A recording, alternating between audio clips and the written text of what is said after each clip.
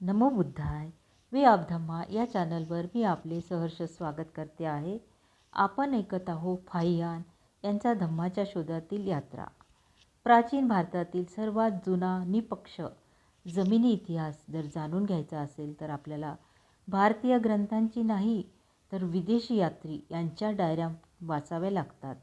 एक क्षण आपला विश्वास बसणार नाही, परंतु आपल्यासमोर हजारो दस्तावेज आणि वृत्तांत यांचे असे काही संकलन आहे जे सरळ आपल्याला इसवी सन 400 वर्षापूर्वीच्या जगात घेऊन जातं.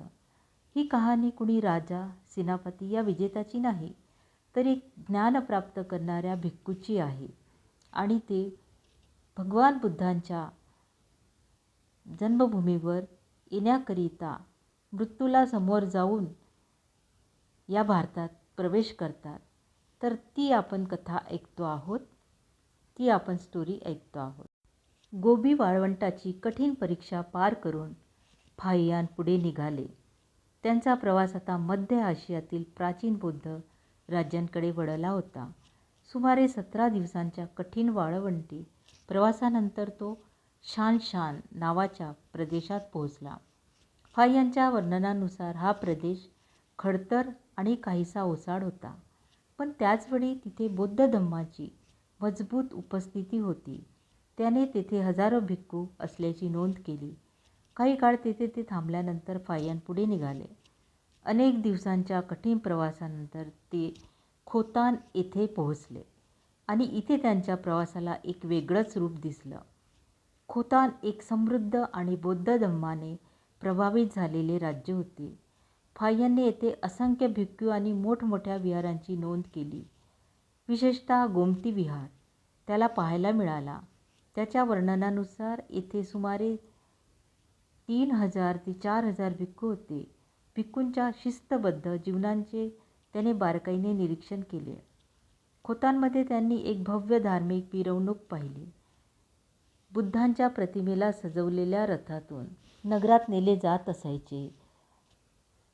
रथामध्ये मध्यभागी तथागत भगवान बुद्धांची सोन्याची प्रतिमा असायची आणि दोन्ही साईडला बोधिसत्वांच्या प्रतिमा असायच्या, सोन्या आणि चांदीच्या मढलेल्या.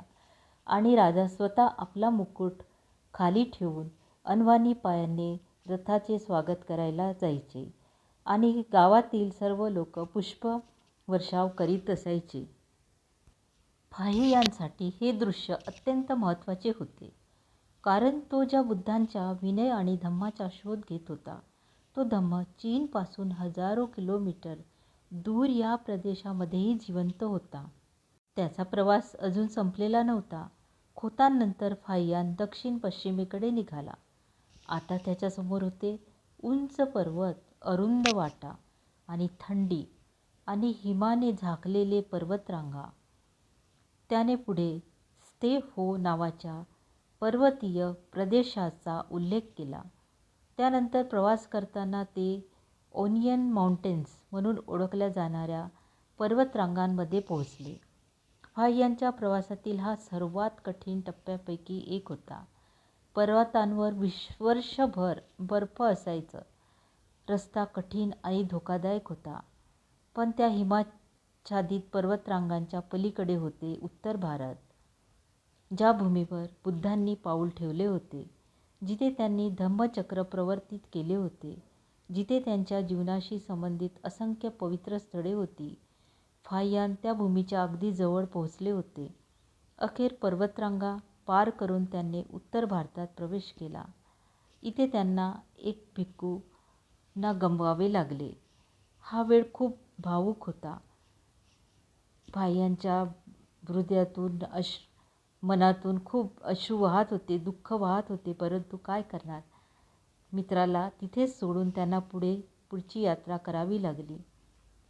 अखेर पर्वतरांगा पार करून त्यांनी उत्तर भारतात प्रवेश केला आणि इथून सुरू होणार होता त्यांच्या प्रवासाचा सर्वात महत्त्वाचा अध्याय, भारतभूमीवरील बुद्धांच्या पवित्र स्थळांचा शोध.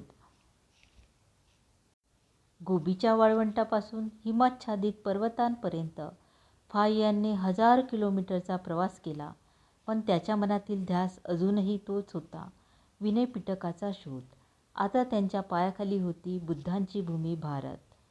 पुढील भागात आपण बघूया गांधार आणि तक्षशिला, जिथे फाह्यांला बौद्ध इतिहासाच्या असंख्य स्मृती भेटणार होत्या क्रमशः.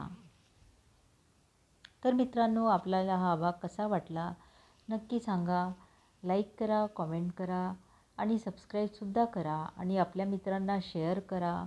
भेटूया पुढच्या भागात. तोपर्यंत स्वस्त रहा, मस्त रहा. धन्यवाद.